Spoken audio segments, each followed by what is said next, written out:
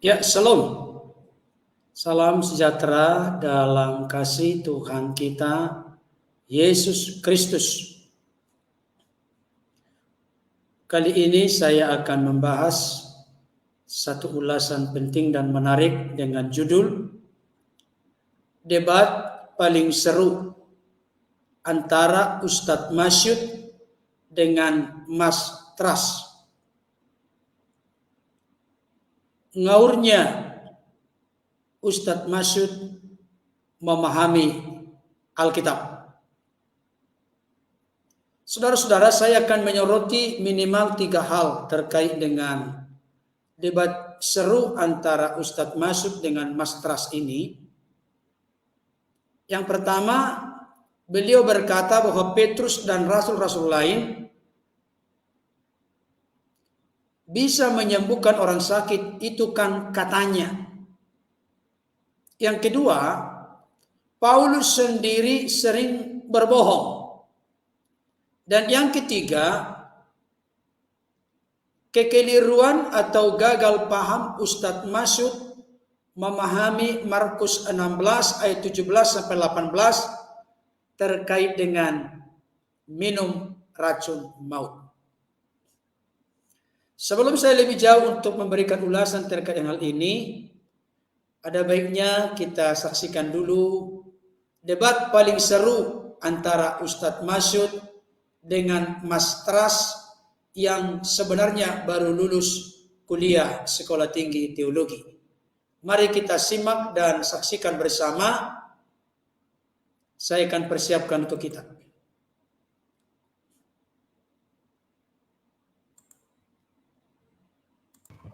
Ya memang ini sudah dipertanyakan. Bukan itu. Dan itu pun harus apakah Petrus katanya bisa menyembuhkan orang sakit atau rasul-rasul yang lain. Itu kan katanya. Loh, sekarang Anda beriman pada Yesus apa enggak sekarang? Anda beriman pada Yesus apa enggak? Beriman minum racun. Sekarang saya tunggu. Saya mau kasih tahu bahwa apa yang terjadi kalau memang Tuhan kehendaki saya minum racun, saya mati, saya mati. Coba baca ayatnya tadi, saya baca. Tahu, dan itu sudah dibuktikan oleh Paulus seperti itu ya. Dia digigit ular tidak mati. Sekarang kalau Bapak tidak percaya itu artinya Bapak tidak mempercayai bahwa Paulus Allah sendiri itu sering bohong. Ayo coba. Bukan. Ayo. Allah itu berkuasa atau tidak? Saya mau tanya. Siapa? Allah itu berkuasa atau tidak? Loh, kalau Allah berkuasa. Ya. Lalu kalau itu terjadi sesuai dengan perintah Allah, kalau tiba-tiba tidak terjadi, itu bukan perintah Allah. Mana bisa bukan perintah Allah? Coba sekarang ya, coba sekarang kalau nggak bohong, Paulus nggak bohong. Yang benar penyaksi Yesus naik ke langit, ke surga 11 orang atau 500 orang? Gini ya, makanya kalau melihat Alkitab itu harus lihat konteks. Loh, sebentar, lihat konteks, silakan baca, lihat konteksnya. Perhatikan, di dalam Alkitab itu banyak sekali kejadian-kejadian seperti itu. Sebentar. Dikatakan Yesus memberi makan 5.000 orang. Sebentar. Itu 5.000, itu bukan 5.000. Halo. Sekarang coba lihat Markus pasal 19. Saya tahu. Berapa orang yang memberi kesaksian? Berapa orang? Menurut keyakinan Anda di Markus berapa orang? Makanya kalau sebentar, 11 orang atau 500 orang? Markus itu ada keterkaitan dengan kitab-kitab lain, tidak bisa. Iya, keterkaitan dengan Korintus, Paulus. Anda jangan itu ya. Sekarang coba saya tanya, menurut Markus 19 yang memberi kesaksian Yesus naik ke langit 11 orang ataukah 500 orang? Mengatakan 11 orang benar. Paulus mengatakan 500 pasang mata juga benar. Bagaimana itu bisa terjadi? Ayo. Bisa terjadi? Bagaimana? Dia menyorot kepada 11 orang yang dekat dengan Yesus, tetapi Paulus dia menyorot kepada para murid itu juga sudah punya murid. Mana di situ itu 11 orang. Polikarpus itu murid langsung dari Yohanes. Artinya apa? Ada para rasul itu juga punya murid. Di Markus itu disebutkan 11 orang. Saya katakan Markus 11 orang benar. Paulus mengatakan 500 pasang mata, itu juga benar. Bagaimana itu bisa terjadi? Nah, makanya harus melihat keterkaitan, jangan hanya memotong satu lalu Nggak mengatakan, bisa. ini keterkaitannya. Ah, Kita coba. kami yang paham. Coba sekarang, bukan hanya Anda yang paham. Sekarang gini, Saya menurut tanya, bagaimana, apakah Bapak sudah melakukan penggalian? sudah saya gali. Sebelum Anda mahasiswa, saya sudah mengkaji. Saya Ya. sejak kecil sudah belajar Alkitab. Kalau sudah belajar Ya. Alkitab, coba sekarang cari dalam Taurat bunyi ayat yang berbunyi Saya tidak akan itu karena lah. saya Berarti Anda ini nggak bisa. menghafal itu. Coba ya, kalau Saya menurut mau Yesus, membuktikan satu persatu, saya hanya ingin lah. Markus yang sedang kita permasalahkan. Oke, kalau memang Anda percaya Markus, kalau Anda minum racun nggak akan mati. Karena di situ ya disebutkan tanda-tanda ini menyertai orang yang percaya. Anda percaya apa enggak? Saya percaya. Nah, berarti Anda siap minum racun.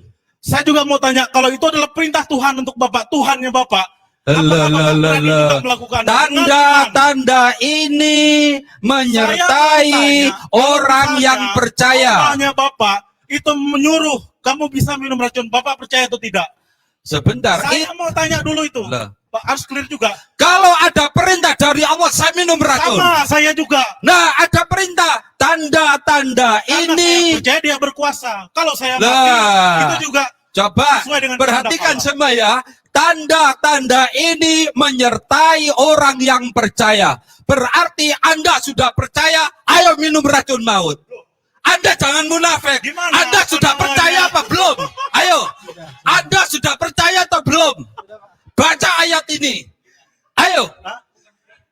Loh, bukan berita. Tanda-tanda ini Tanda. mempercayai orang yang percaya. Ayo. Iya, itu hanya tanda. Pak. Loh, ya Tanda apa? itu bukan perintah. Nggak ada kalimat perintah. Berarti Anda belum percaya. Bukan masalah belum percaya. Nggak paham Alkitab. Bapak yang tidak paham terhadap Alkitab. Tanda-tanda ini menyertai orang-orang yang percaya. Kalimat perintah atau bukan? Coba Bapak belajar bahasa Indonesia baik-baik. Saya mau kasih tahu. Coba, Belajar bahasa Indonesia baik. Itu kalimat perintah atau kalimat apa? tanda-tanda ini adalah orang timur. Ya, boh. Terus, gimana? Itu Anda orang timur apa bukan? Enggak, Tanda-tanda ini adalah orang timur. Berarti kan jelas. Perintah atau bukan? Bukan, tapi kan jelas tandanya. Kalau bukan perintah, Tanda-tanda ini adalah orang yang percaya Yesus sebagai Tuhan. Minum racun. loh, Pak, itu perintah atau bukan? Saya tanya lagi. Perintah atau bukan? Baik, kita Berarti identitasnya. Berarti Bapak harus kembali lihat bahasa Indonesia dengan baik. Loh, Anda membuat Anda kalimat yang perintah, tidak paham. secara Contohnya sesuai gini. dengan pertanyaan. Tanda-tanda ini, nah, tampak sebagai orang tanda-tandanya. Tanda-tanda orang yang beriman. Saya tanya sama Bapak. Nah, Itu tanda atau perintah? Itu kalimat. loh, apa? tanda. Kalau tanda berarti Perintah atau melekat. bukan? Berarti Anda yang nggak ngerti bahasa Indonesia. Yang Bapak yang namanya tidak ngerti. tanda itu melekat pada diri Tapi kita harus Anda. belajar lagi buat kalimat yang benar ya. Bahaya gini kalau buat kalimat tanda-tanda bilang Ini, perintah. ayo coba. Oke, saya Anda namanya siapa? Baik, sudah. Sebentar. Anda namanya siapa? nama saya tadi Tras. Siapa? Tras. Tanda-tanda teras adalah gemuk. Ya, betul. Jangan. Ya. Tanda-tanda orang yang beriman minum racun tidak mati. Loh, gimana?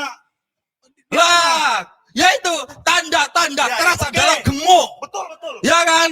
Saya setuju. Tanda-tanda orang yang percaya Yesus minum racun tidak mati. Oke, saya setuju. Jangan belajar bahasa Indonesia ya. Loh. Tanda-tanda teras adalah orang gemuk. Ya enggak?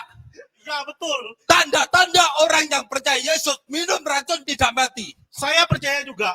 Saya percaya, tapi bukan perintah. Loh, betul tidak Loh. perintah. Itu sudah tanda. Loh. Yang namanya teras itu ya gemuk. Yang namanya orang percaya minum racun tidak mati.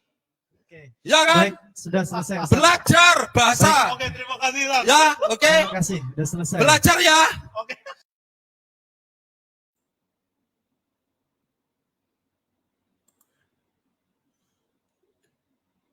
Baik, Bapak Ibu Saudara, tadi kita sudah menyaksikan dan mendengarkan debat paling seru yang pernah saya tonton.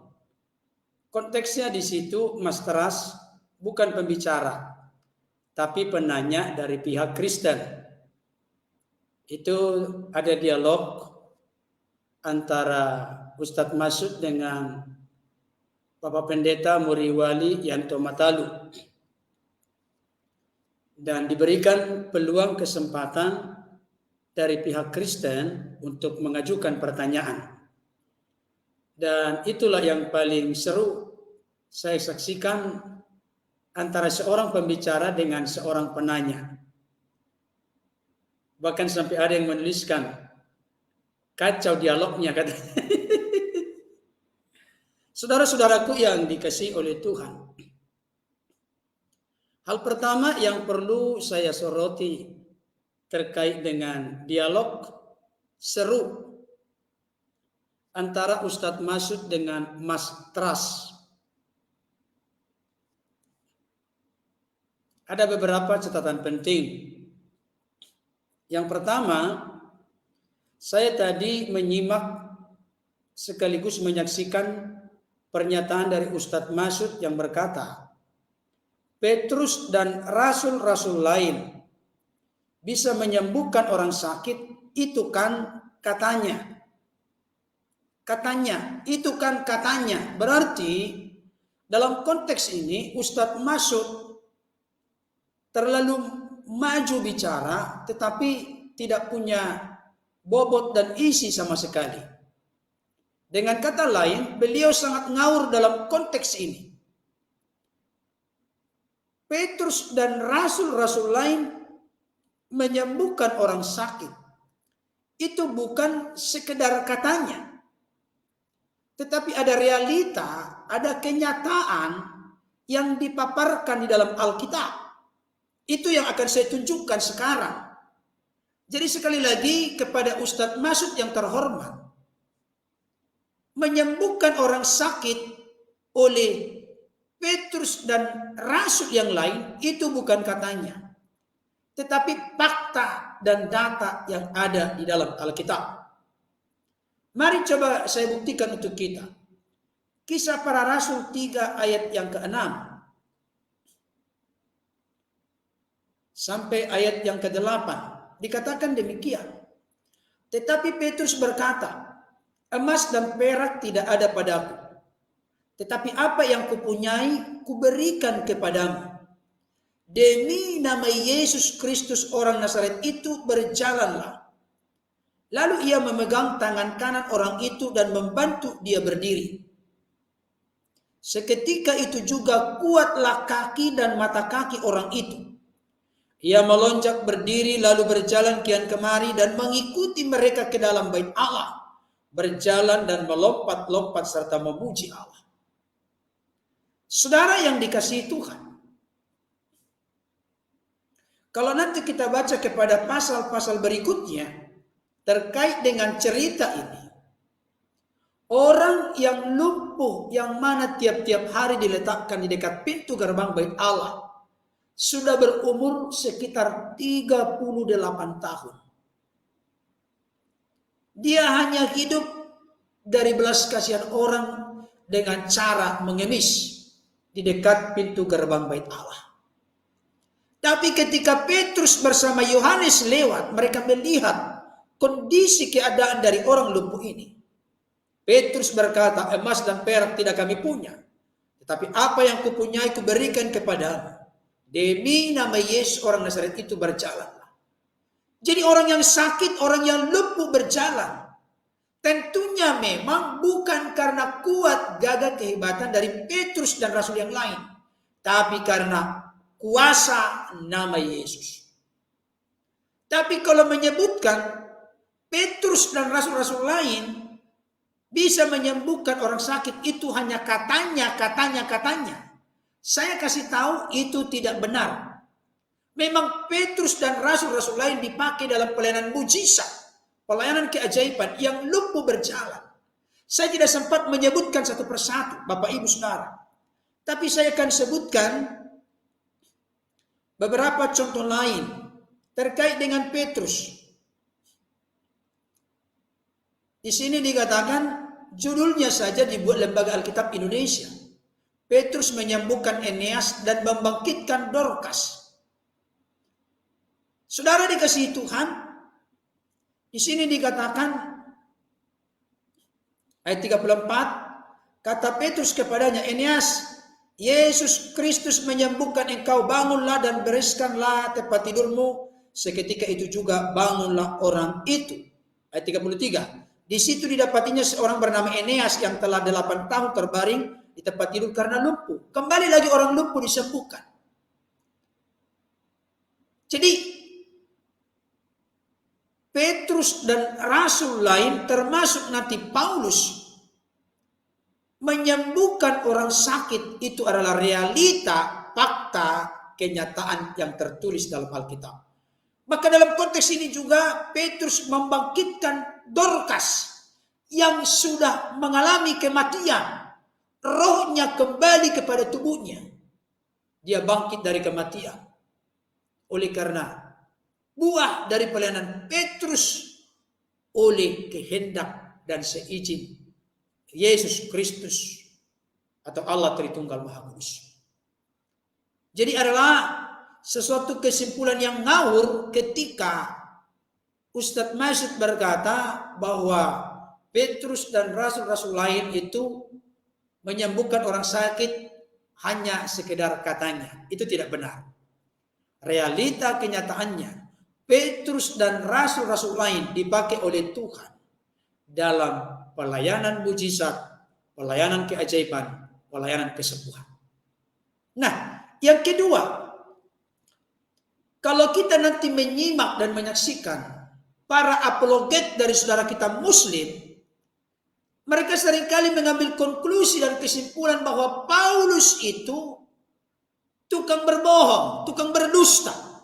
Dan salah seorang di antaranya yang mengambil konklusi kesimpulan demikian adalah Ustadz Masyud. Beliau berkata begini, Paulus sendiri sering berbohong. Saya mau kasih tahu, Paulus itu seorang yang sangat berdedikasi mengabdi kepada Tuhan. Melayani dengan segala ketulusan, kesungguhan, kemurnian, keikhlasan. Melayani dengan segala kerelaan hati. Melayani dengan perjuangan yang sangat keras. Diperhadapkan dengan tantangan di darat, di laut, dari orang Yahudi dan non-Yahudi. Paulus itu tetap tegar karena kasih karunia Allah selalu menaungi dan melingkupi hidupnya. Jadi kalau Paulus ini disebut sering berbohong, bukan Paulusnya yang sering berbohong, tetapi Ustadz Masyud dan orang-orang sejenisnya yang selalu merasa diri lebih mengerti, menguasai, lebih memahami Alkitab daripada orang-orang Kristen yang sudah setiap hari berinteraksi dengan Alkitab. Mereka lah yang sebenarnya yang seringkali membangun kebohongan-kebohongan pengertian pemahaman yang tidak sesuai dengan fakta dan data Alkitab.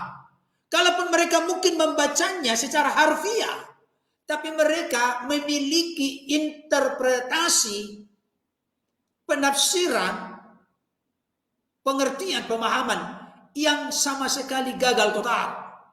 Gagal paham, keliru, salah memahami doktrin ajaran kekristenan. Tetapi kita sebagai orang-orang Kristen, karena ini konteksnya, mereka berkata bahwa tokoh-tokoh dalam Alkitab dalam hal ini adalah Rasul Paulus sering sekali berbohong, maka kita perlu memberikan pertanggungjawaban. Kita perlu memberikan counter, memberikan respon dan tanggapan. Saya pikir dalam konteks media sosial ada yang namanya pers. Pers itu berarti ada hak jawab. Nah, sekarang ini saya sedang memerankan hak jawab. Saya tidak mau mengintervensi, mencampuri, mengurusi doktrin, ajaran, nabi, keyakinan, agama orang lain. Saya mencontoh meniru seorang Dr. Bambang Nursena. Tapi kalau orang lain menyalahpahami doktrin, ajaran kekristenan terkait dengan apapun itu, kita perlu memberikan respon dan tanggapan. Karena Ustadz Masyud telah menyampaikan pernyataannya di publik dalam sebuah dialog terbuka, maka saya sebagai seorang Kristen memiliki tugas tanggung jawab untuk memberikan respon dan tanggapan. Dan hak berpendapat, hak berpikir di tengah-tengah bangsa ini dijamin oleh undang-undang. Saudara-saudaraku yang dikasihi oleh Tuhan. Nah, kita buktikan benarkah Paulus sering berbohong? Nah, untuk membuktikan kebohongan Paulus ala Ustadz Masyud, beliau berkata bahwa di Markus pasal 16 ayat 19, yang menyaksikan Yesus naik ke sorga 11 orang. Sedangkan Rasul Paulus berkata berbeda menurut Ustadz Masyud yang gagal paham. Beliau berkata yang menyaksikan Yesus terangkat ke sorga atau ke langit ada 500 orang. Mana yang benar? Kalau betul ini Alkitab, katanya kitab suci, kenapa bisa kontradiksi? Markus berkata 11 orang, Paulus berkata 500 orang. Mana yang benar? Sebenarnya disinilah kepicikan, kedangkalan, kesempitan berpikir dari seorang Ustadz Masyud yang merasa lebih tahu, lebih mengerti, lebih mendalami, lebih memahami Alkitab dibanding dengan orang-orang Kristen. Tapi kita orang-orang Kristen sebenarnya tersenyum menyimak, menyaksikan, mendengarkan ulasan yang demikian. Karena apa? Karena keliru, salah, dan gagal paham. Saya buktikan kepada kita, salah satu hal yang sering dilupakan oleh apologet-apologet Muslim, dalam hal ini konteksnya adalah Ustadz Masyud, karena kita sedang mengulas, membahas pernyataan-pernyataan Ustadz Masyud. Mereka selalu gagal paham memahami Alkitab, di mana teks tidak boleh lepas dari konteks. Teks-teks dalam Alkitab itu ada konteks. Kalau saudara-saudara kita yang lain berkata sebab-sebab munculnya pernyataan itu, kalau tidak salah saudara kita yang lain berkata asbabul nuzul, penyebab turunnya. Apa konteks yang terjadi? Ini yang tidak boleh dilepaskan memahami Alkitab. Kalau sampai kita mencoba untuk mengutip satu ayat tanpa melihat konteks, bagaimana konteks dekat ayat-ayat sebelum dan sesudahnya, konteks satu pasal, konteks satu kitab, konteks kitab-kitab satu dengan kitab yang lain. Karena kita sebagai orang percaya yakin sungguh-sungguh bahwa Alkitab ini baik perjanjian lama maupun perjanjian baru, dari Kejadian sampai Wahyu, diilhamkan oleh Roh Kudus dalam penulisannya. Bukan kitab yang gedebuk jatuh dari langit. Itu tidak ada paham orang Kristen. Tidak ada. Tidak ada orang Kristen Injil diterima oleh Yesus. Yang benar adalah Injil memberitakan tentang Yesus. Bukan Yesus menerima Injil dari Allah, dari Yahweh, dari Elohim. Bukan. Injil itu ditulis, peristiwanya dulu terjadi, baru oleh tuntunan pimpinan Roh Kudus, demi kemanfaatan kepada gereja sepanjang sejarah segala abad, maka dituliskan. Saudara yang dikasih Tuhan, coba kita lihat dulu. Ini penting kita bahas, Bapak Ibu Saudara. Paulus sendiri sering berbohong. Mana yang benar, 11 orang atau 500 orang? Kita buka dulu. Markus 16 ayat 19. Sesudah Tuhan Yesus berbicara demikian kepada mereka, terangkatlah ia ke sorga lalu duduk di sebelah kanan Allah. Mereka yang dimaksud di sini kita menuju kepada ayat 14. Dikatakan demikian, akhirnya ia menampakkan diri kepada ke-11 orang itu ketika mereka sedang makan, dan ia mencela ketidakpercayaan dan kedegilan hati mereka. Oleh karena mereka tidak percaya kepada orang-orang yang telah melihat dia sesudah kebangkitannya. Jadi ketika ada di sini kata 11 orang menyaksikan terangkat ke surga,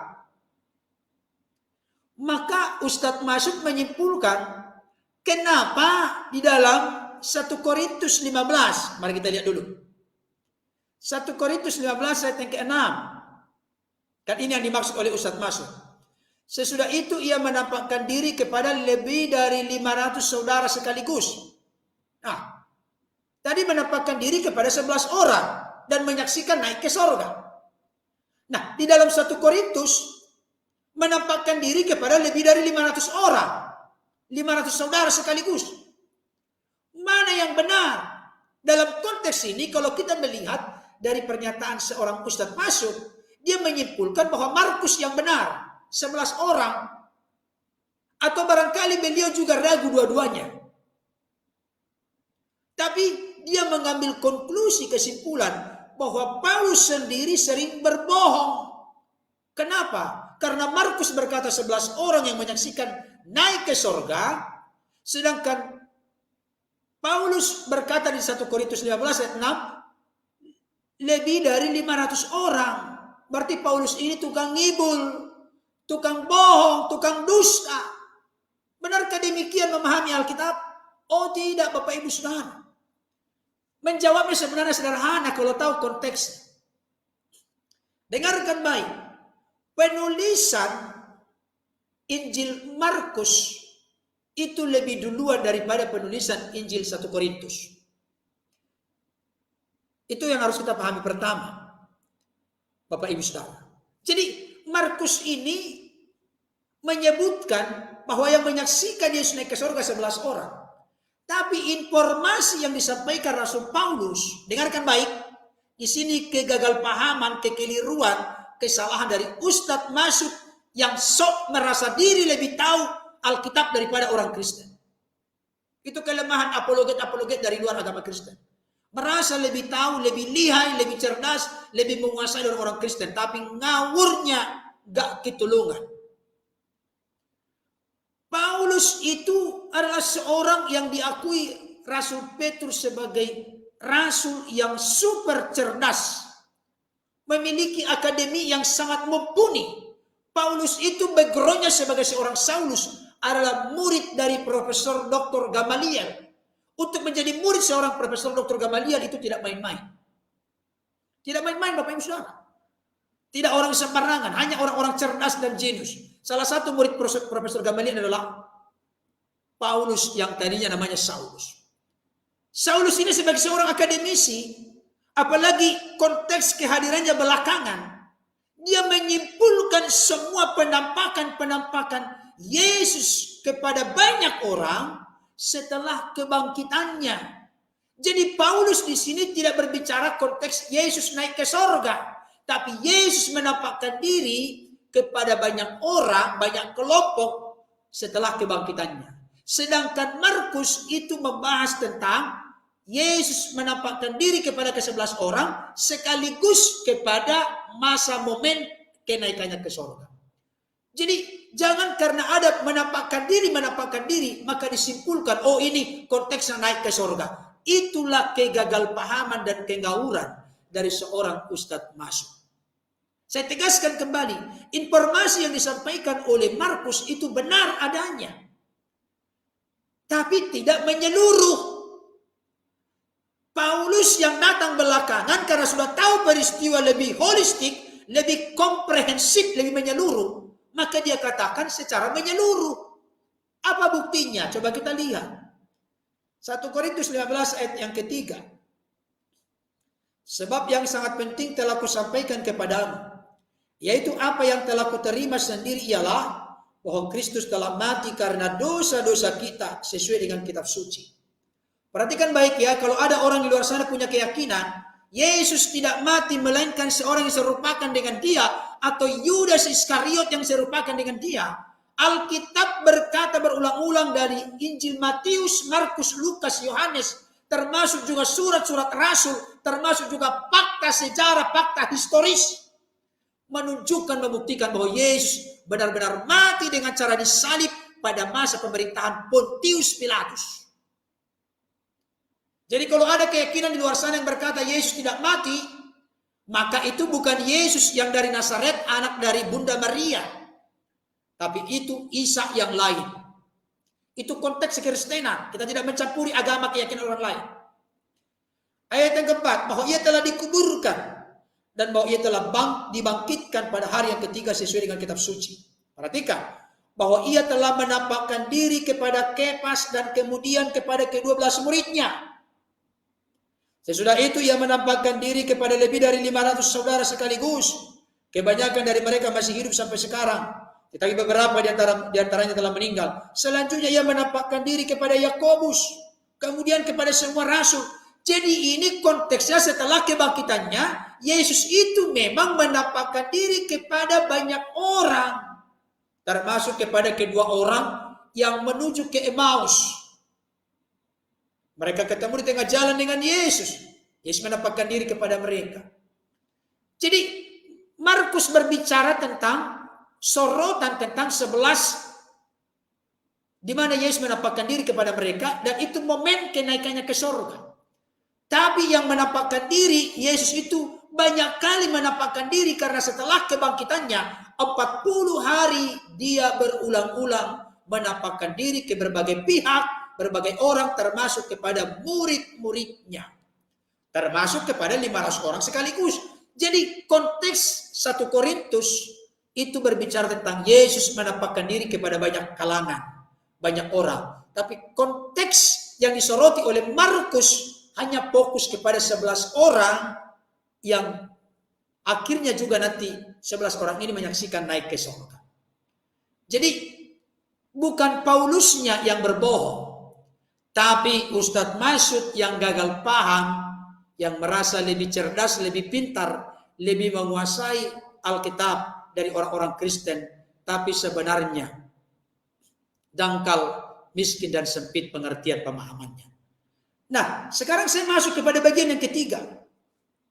Bagian yang ketiga, ngawurnya atau keliru dan gagal pahamnya Ustadz Masyud memahami Markus 16 ayat 17 sampai 18. Kita lihat dulu. Ini seru ini Bapak Ibu Saudara. Banyak di antara saudara-saudara kita, apologet-apologet di luar agama Kristen, selalu mencoba untuk menggoyahkan kekristenan. Dari konteks tanda-tanda ini menyertai orang-orang percaya. Ya, kita baca dulu. Markus 16 ayat 17 sampai 18. Tanda-tanda ini akan menyertai orang-orang yang percaya. Mereka akan mengusir setan-setan demi namaku. Oh, kalau ini banyak dalam Alkitab.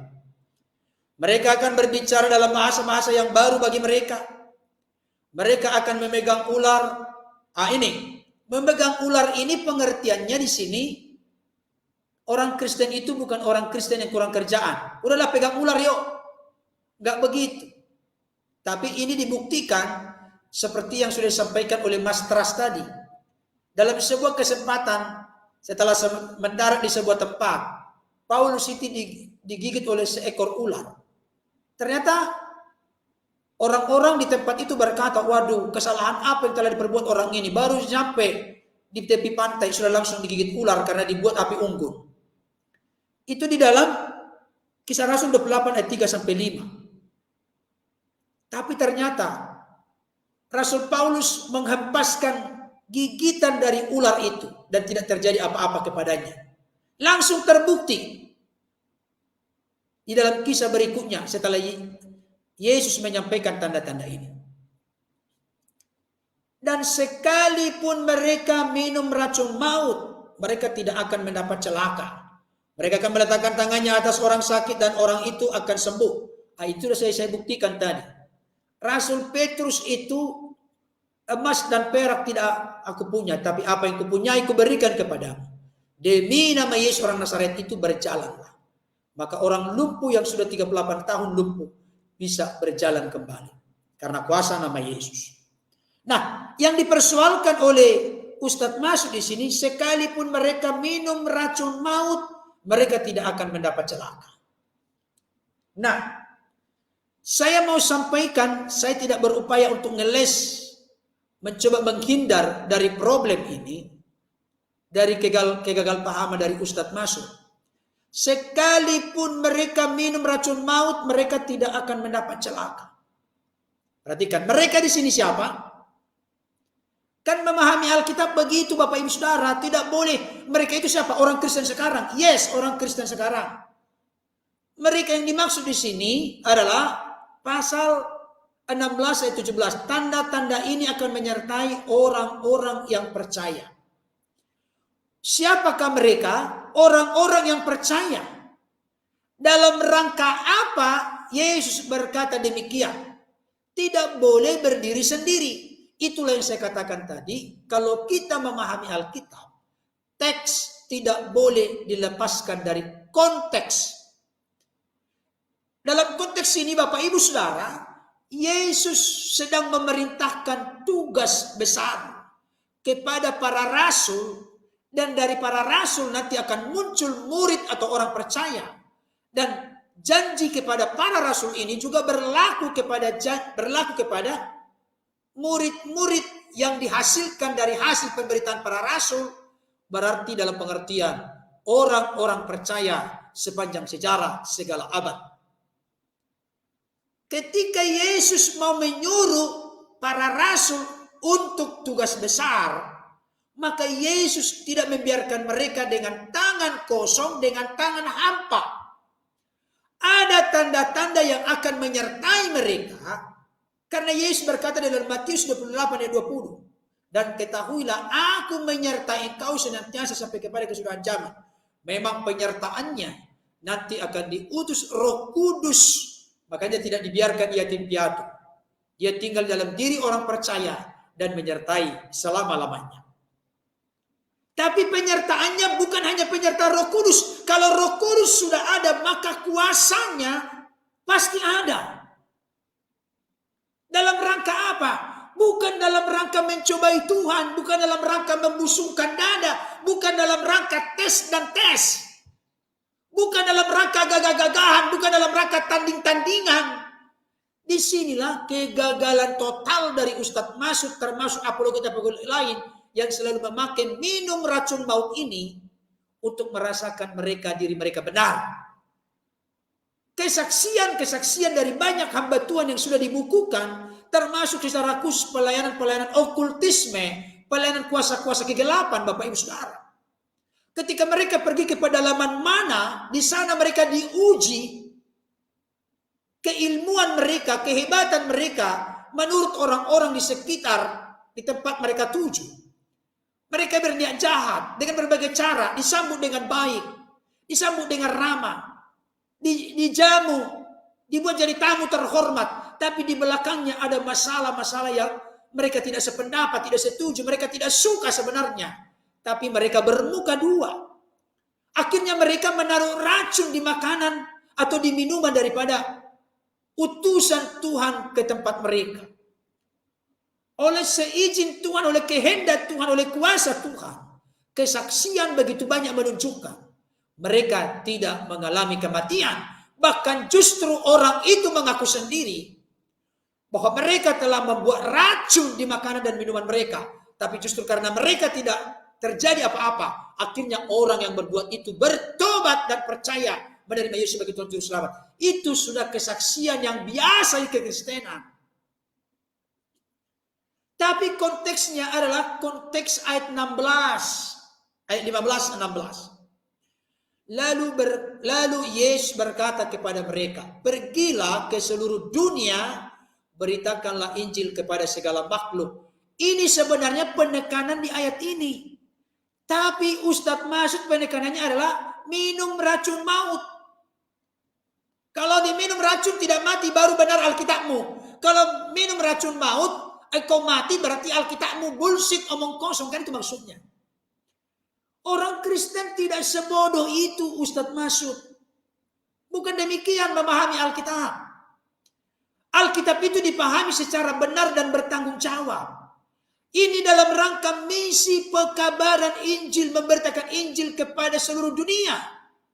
Di tengah-tengah pemberitaan itu ada niat-niat orang jahat untuk meracuni, maka oleh kuasa Allah, perlindungan Allah, tidak terjadi apa-apa. Bukan mau tanding-tandingan.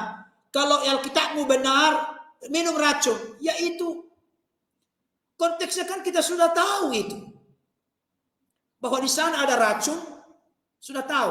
Menjatuhkan diri dari hubungan baik Allah, sudah pasti patah kaki. Sudah tahu kita patah kaki. Tapi tetap kita menjatuhkan diri dari hubungan baik Allah. Kita orang bodoh. Orang Kristen bukan orang bodoh, orang bijaksana. Orang yang bertindak dengan benar. Jadi saya sampaikan kepada saudara-saudaraku di luar kekristenan. Engkau yang selalu ngotot merasa diri lebih tahu Alkitab dari orang-orang Kristen. Engkau gagal paham, kami bukan memahami Alkitab seperti engkau memaksakan kehendak, kami harus ikut dengan pola cara pengertianmu memahami Alkitab Kristen. Kalau di keyakinanmu demikian, itu urusanmu. Tapi kalau kekristenan tidak memahami Alkitab demikian, Alkitab itu dipahami ada teks, ada konteks. Memahami teks lepas dari konteks pasti sesat, pasti salah, pasti keliru, pasti dangkal, pasti meleset, pasti menyimpang. Ini yang harus dipahami Bapak Ibu Saudara. Ngerti maksudnya ya? Jadi tolong kita ini jangan memaksakan kehendak. Tolong kita ini jangan menilai agama orang lain dari sudut pandang kita menilai agama kita. Tidak bisa. Karena masing-masing agama itu memiliki cara tersendiri untuk menginterpretasi, menafsirkan, mengerti, memahami, mengeksplorasi, menggali kitab sucinya masing-masing. Jadi ini dalam rangka tujuan utamanya menjalankan perintah Yesus, yaitu memberitakan Injil kepada segala makhluk ke seluruh dunia. Setelah diberitakan Injil, maka tentunya Tuhan itu tidak seperti contoh. Masa ada orang menyuruh dia pergi untuk bekerja, berjuang, tapi tidak dilengkapi dengan senjata. Contoh, seorang jenderal, panglima misalnya. Dia menyuruh anak buahnya bertempur dan berperang, tapi tidak dilengkapi dengan senjata atau pistol. Maka hanya menyerahkan nyawa saja ke sana. Pasti kalah.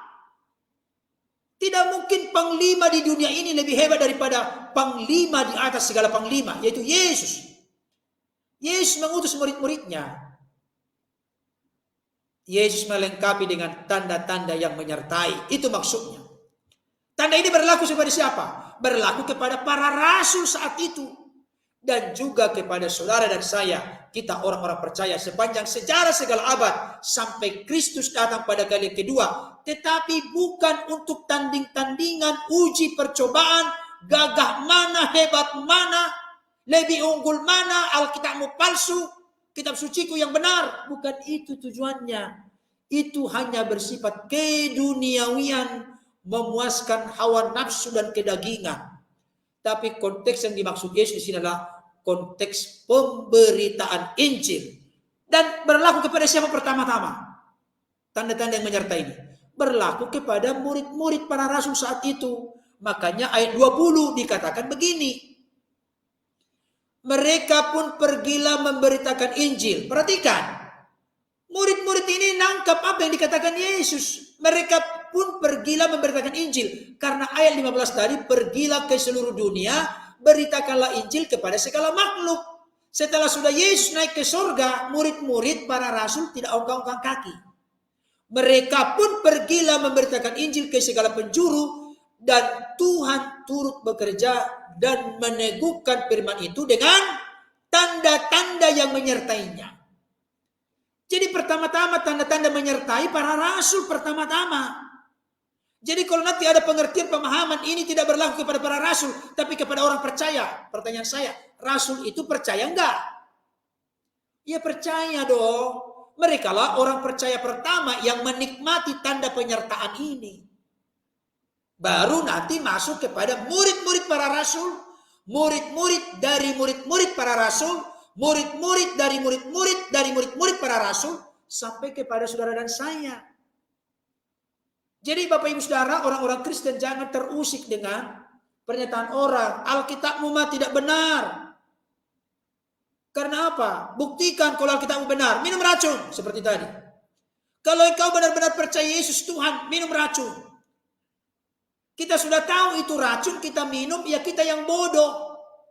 Tapi kalau saudara dan saya dalam rangka pemberitaan Injil, misalnya ke pedalaman, engkau tidak menaruh curiga, mereka menerima engkau dengan baik sebagai tamu terhormat, tapi ada konteks yang tidak baik di belakang hatinya, maksud tersembunyi, dia taruh misalnya racun di dalam makanan dan minuman tanpa sepengetahuanmu, maka tanda-tanda ini menyertai. Itu sudah sangat banyak terjadi. Apalagi seperti saya katakan tadi kepada pelayanan-pelayanan yang secara spesifik terpanggil pelayanan okultisme, kuasa-kuasa kegelapan. Jadi itu Bapak Ibu Saudara ya. Oke. Iya. Oke Bapak Ibu Saudara, kiranya apa yang saya sampaikan dapat memberi inspirasi bagi kita. Saudara-saudaraku dari orang-orang berkepercayaan lain, tolonglah ditarik sedikit egonya, akunya. Engkau jangan merasa lebih tahu Alkitab daripada orang-orang Kristen. Semua yang kau nyatakan tentang kekristenan itu salah. Karena maksud tujuanmu untuk meneliti Alkitab bukan untuk menemukan kebenaran, tapi untuk mencari-cari kesalahan. Dan akhirnya engkau salah sendiri, sesat sendiri. Oke? Karena apa yang saya bahas dapat memberi pembelajaran berharga bagi kita. Sekali lagi kita tonton dulu debat seru ini sebelum selesai. Tuhan memberkati Bapak Ibu Saudara. Salam untuk keluarga. Mari kembali kita saksikan dulu ya.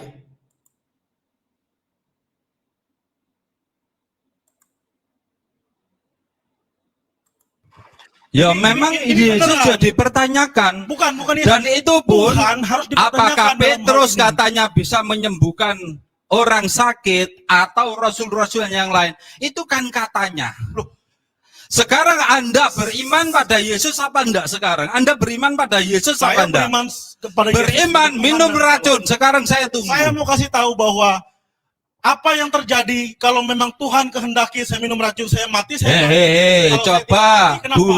baca ayatnya tadi, Saya baca. tahu, dan itu sudah dibuktikan oleh Paulus seperti itu ya. Dia digigit ular tidak mati. Sekarang Kalau Bapak tidak percaya itu artinya Bapak tidak mempercayai bahwa Paulus Allah sendiri itu sering berkuasa. bohong. Ayo Loh, coba. Bukan. Ayo. Allah itu berkuasa atau tidak? Saya mau tanya. Siapa? Allah itu berkuasa atau tidak? Loh, kalau Allah berkuasa, Ya. Lalu kalau itu terjadi sesuai dengan perintah Allah, kalau tiba-tiba tidak terjadi, itu bukan perintah Allah. mana bisa bukan perintah Allah? Coba sekarang ya, Kenyataannya, coba sekarang terjadi. kalau nggak bohong, Paulus nggak bohong. Yang benar penyaksi Yesus naik ke langit, naik ke surga, 11 orang atau 500 orang? Gini ya, makanya kalau melihat Alkitab itu harus lihat konteks. Loh, sebentar, lihat konteks, silakan baca, lihat konteksnya. Perhatikan, ini dalam Alkitab tuh banyak sekali kejadian-kejadian seperti itu. Sebentar. Dikatakan Yesus memberi makan 5.000 orang. Kalau Sebentar. menakdirkan itu 5.000, itu bukan 5.000. Halo. Sekarang coba lihat Markus pasal Nah, 19. saya tahu. Apa? Berapa orang namanya? yang memberi kesaksian, berapa orang? Menurut keyakinan Anda di Markus Makanya- berapa orang? Makanya kalau lihat Sebentar, Saya 11 bilang orang makanya atau harus 500 lihat. orang? Markus itu ada keterkaitan dengan kitab-kitab lain, tidak bisa. Iya, keterkaitan Hanya dengan mematok Korintus, hanya satu Paulus. Anda jangan itu ya. Sekarang coba saya tanya, menurut Markus 16-19 yang memberi kesaksian Yesus naik ke langit 11 orang ataukah 500 orang? Mengatakan 11 orang benar. Paulus mengatakan 500 pasang mata juga benar. Bagaimana itu bisa terjadi? Kenapa Ayo. bisa terjadi? Bagaimana? Karena dia menyorot kepada 11 orang yang dekat dengan Yesus, tetapi Paulus dia menyorot kepada para murid itu juga sudah punya murid. Mana di situ Loh, itu kok 11 Saya mau kasih orang. tahu, Polikarpus itu murid langsung dari Yohanes. Artinya apa? Ada para rasul itu juga punya murid. Hei, di Markus itu disebutkan 11 orang. Saya katakan Markus 11 orang benar. Paulus mengatakan 500 pasang mata itu juga benar. Bagaimana itu bisa terjadi? Nah, makanya harus melihat keterkaitan, jangan hanya memotong satu lalu Nggak mengatakan bisa. ini katakannya. Nah, Kitab coba. kami yang paham. coba sekarang. Bukan hanya Anda yang paham. Sekarang gini, Saya menurut tadi tanya, bagaimana apakah Bapak sudah melakukan penggalian? sudah saya gali. Sebelum Anda mahasiswa, saya sudah mengkaji. Saya Ya. sejak kecil sudah belajar Alkitab. Kalau sudah belajar Ya. Alkitab, coba sekarang cari dalam Taurat bunyi ayat yang berbunyi Saya tidak akan itu karena lah. saya Berarti Anda ini nggak bisa. menghafal itu. Coba ya, kalau Saya menurut mau Yesus, membuktikan satu persatu, saya hanya ingin lah. Markus yang sedang kita permasalahkan. Oke, kalau memang Anda percaya Markus, kalau Anda minum racun nggak akan mati. Karena di situ ya disebutkan tanda-tanda ini menyertai orang yang percaya. Anda percaya apa enggak? Saya percaya. Nah, berarti Anda siap minum racun. Saya juga mau tanya, kalau itu adalah perintah Tuhan untuk Bapak, Tuhannya Bapak, apakah Bapak berani juga melakukannya? Tanda-tanda ini menyertai orang yang percaya. Tuhannya Bapak itu menyuruh kamu bisa minum racun, Bapak percaya atau tidak? Sebentar, Saya mau tanya dulu itu. Lah. Pak, harus clear juga. kalau ada perintah dari Allah, saya minum racun. Sama, saya juga. Nah, ada perintah, tanda-tanda Karena ini. saya percaya dia berkuasa. Kalau saya mati, Lah. itu juga Coba sesuai dengan perhatikan kehendak semua ya. Tanda-tanda ini menyertai orang yang percaya. Berarti Anda sudah percaya, ayo minum racun maut. Anda jangan munafik. Gimana? Anda sudah Namanya? percaya apa belum? Ayo. Anda sudah percaya atau belum? Baca ayat ini. Ayo. Loh, bukan perintah. Tanda-tanda ini mempercayai orang yang percaya. Ayo. Iya, itu hanya tanda, Pak. Loh, Tanda apa? itu bukan perintah. Nggak ada kalimat perintah. Berarti Anda belum percaya. Bukan masalah belum percaya. Nggak paham Alkitab. Bapak yang tidak paham terhadap Alkitab. Tanda-tanda ini menyertai orang-orang yang percaya. Kalimat perintah atau bukan? Coba Bapak belajar bahasa Indonesia baik-baik. Saya mau kasih tahu. Coba, Belajar bahasa Indonesia baik. Itu kalimat perintah atau kalimat apa? tanda-tanda ini adalah orang timur. Ya, boh. Terus, Bagaimana? gimana? Itu Anda orang timur apa bukan? Op. Tanda-tanda ini adalah orang timur. Berarti kan jelas. Perintah atau bukan? Bukan, tapi kan jelas tandanya. Kalau bukan perintah, Tanda-tanda ini adalah orang yang percaya Yesus sebagai Tuhan. Minum racun. Loh, Pak, itu perintah atau bukan? Saya tanya lagi. Perintah atau bukan? Baik, kita Berarti identitasnya. Berarti Bapak harus kembali lihat bahasa Indonesia dengan baik. Loh, Anda membuat Anda kalimat yang perintah, tidak paham. sementara Contohnya kalimat gini. Pertanyaan. Tanda-tanda ini, nah, tampak sebagai orang tanda-tandanya. Tanda-tanda orang yang beriman. Saya tanya sama Bapak. Nah, Itu tanda atau perintah? Itu kalimat. loh, apa? tanda. Kalau tanda berarti Perintah atau melekat. bukan? Berarti Anda yang nggak ngerti bahasa Indonesia. Yang namanya tanda itu melekat pada diri Tapi kita harus Anda. belajar lagi buat kalimat yang benar ya. Bahaya gini kalau buat kalimat tanda-tanda bilang Ini, perintah. ayo coba. Oke, saya Anda namanya siapa? Baik, sudah. Sebentar. Anda namanya siapa? nama saya tadi Tras. Siapa? Tras. Tanda-tanda teras adalah gemuk. Ya, betul. Jangan. Ya. Tanda-tanda orang yang beriman minum racun tidak mati. Loh, gimana?